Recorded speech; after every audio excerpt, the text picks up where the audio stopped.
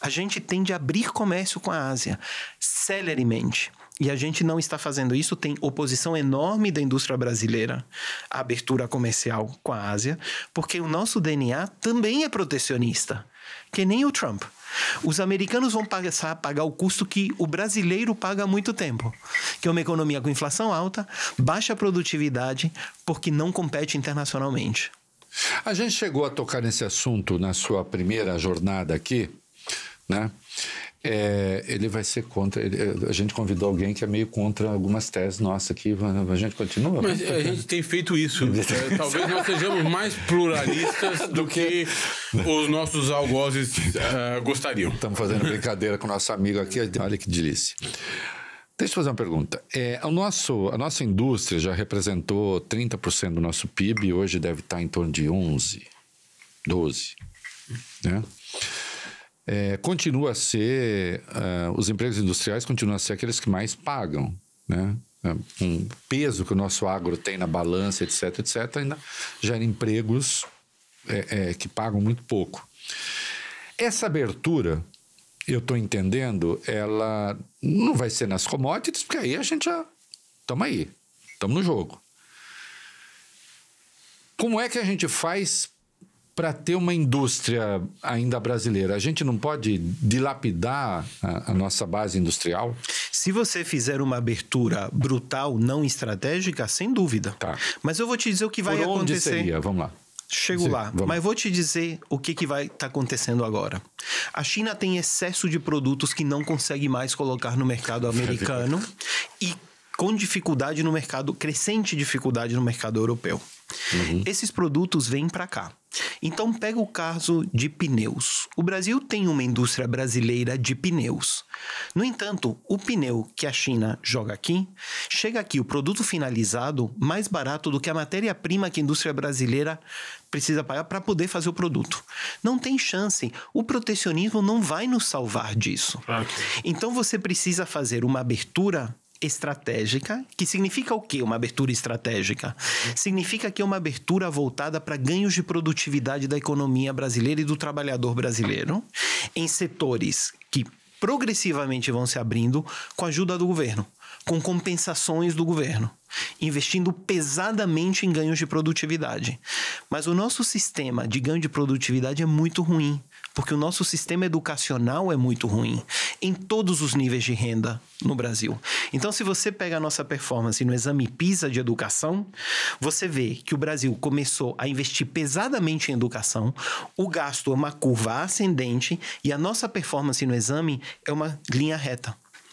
Por quê? A gente não consegue ganhar produtividade.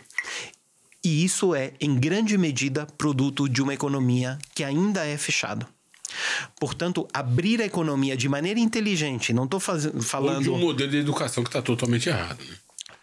E aí começa a discussão nacional que a gente deveria ter, mas que a gente não está tendo. Então, eu dou muitas graças ao governo por não bater no bongô da retaliação. Sim. Agora, neste momento. Isso dito, o Congresso aprovou uma lei de retaliação que dá ao governo o instrumento necessário para, se o governo achar por bem, retaliar, o que está ótimo. Sim. Mas eu acho que a postura do governo, que era essa questão inicial, né, de não sair bradando contra o Trump, está corretíssima. E a gente vê isso agora na cúpula dos BRICS, que está vendo. Sim. Onde tem pontos hipersensíveis e a diplomacia brasileira põe panos quentes. Eu acho que isso é correto. É a atitude correta por enquanto, pelo menos. Professor, tudo que o senhor tem falado é um vaticínio evidente. A China vai ganhar, os Estados Unidos vão perder. A estratégia do Trump não vai dar certo. O senhor disse isso algumas vezes na sua fala. E os chineses estão no caminho da virtude. Eu li há alguns anos, e estava aqui procurando, enquanto vocês falavam, um livro que é assustadoramente... que vem se aproximando de nós assustadoramente. Premonitório. Cujo título é Destined for War. E ou seja, Destinados à Guerra. E o subtítulo é Can America and China Escape Thucydides' Trap? Thucydides' Trap é uma alusão à Guerra do Peloponeso. Isso. Sim, do Graham Allison, professor da Universidade de Harvard. Do Graham Allison, professor da Universidade de Harvard, alvejada por Trump nos últimos dias, por se opor às políticas do Trump. Basicamente é o seguinte, nós temos uma potência hegemônica decadente, que é a primeira pergunta feita pelo Reinaldo, e belíssimamente respondida por você. Economicamente decadente, perdeu o jogo que criou, ou seja, criou um jogo de xadrez e está perdendo o jogo de xadrez renitentemente para o seu oponente. Perdeu para as próprias regras. Perdeu para as próprias regras, perfeito. Mas, ao mesmo tempo, como disse o professor Leonardo Trevisan, investe $1 trilhão todo ano em armamentos, em defesa. E, ao mesmo tempo, tem do outro lado uma potência hegemônica emergente que vai ganhar a guerra e que... a guerra econômica, né? E que também está investindo muito dinheiro em armamentos numa relação com a China, com a Rússia, que é uma potência militar. Isso vai acabar bem ou vai acabar mal? Eu vou te dizer o seguinte, a China tem... O senhor que tem feito vaticínios, faça o vaticínio. A China tem todos os trunfos que você mencionou, sem dúvida. Mas ela tem um grande problema, que ela tem um sistema político que atenta contra o êxito no longo prazo. Porque é um sistema político concentrado em um líder contra o qual não tem peso e contrapeso. Portanto, as apostas da China podem dar muito certo, mas quando dão errado, sai de baixo. Quando o governo chinês produz uma bolha imobiliária, se ela estoura, pode ter um problema. E não tem o contraditório no sistema político chinês. Portanto, eu acho que é arriscado demais ficar comprado exclusivamente em China. Porque a China tem uma fragilidade de origem, que é este sistema político. E a gente aprendeu que ditaduras, no longo prazo, produzem má governança econômica. Claro que o longo prazo da China é longuíssimo prazo. Ela está produzindo êxito econômico desde a década de 90. Mas o senhor acredita mesmo que a China é uma ditadura? Eu não tenho a menor dúvida, ela é uma ditadura. Com 1,5 bilhão de pessoas? Unipersonalista. Ela é uma ditadura. Ela era um regime autoritário até o Xi Jinping, com pesos e contrapesos, dentro de um sistema político que parece um kabuki, ou seja, né, aquela poesia deliciosa japonesa que de repente cai o morto e você não sabe quem matou. E não é mais assim. O Xi Jinping concentrou poder. E processos de concentração de poder geralmente geram ineficiência econômica no médio e no longo prazo. Portanto, eu não ficaria totalmente comprado em China. Eu também não descartaria a capacidade dos Estados Unidos de ganhar uma guerra. Os Estados Unidos estão montando um sistema... econômica ou uma militar? Militar. Uma guerra, uma coalizão formidável militar na Ásia. Os Estados Unidos estão transformando a Índia num aliado, o Japão é um aliado, a Coreia do Sul é aliada, a Austrália virou aliada. Isto não é trivial, não será fácil para a China ganhar militarmente. E vou dizer outra coisa para vocês. Eu acredito que a teoria econômica do Trump está errada, mas quem sou eu na fila do pão? E se a teoria econômica do Trump estiver correta? E se nos próximos 5 anos houver reindustrialização dos Estados Unidos? E se a Companhia Siderúrgica Nacional do Brasil decidir, na real, começar a produzir viga de aço nos Estados Unidos, junto com muitas outras empresas? Eu acho que está errado. Os livros de teoria econômica que eu li me dizem que aquilo não tem risco de dar certo. Mas eu posso estar errado. A gente não sabe.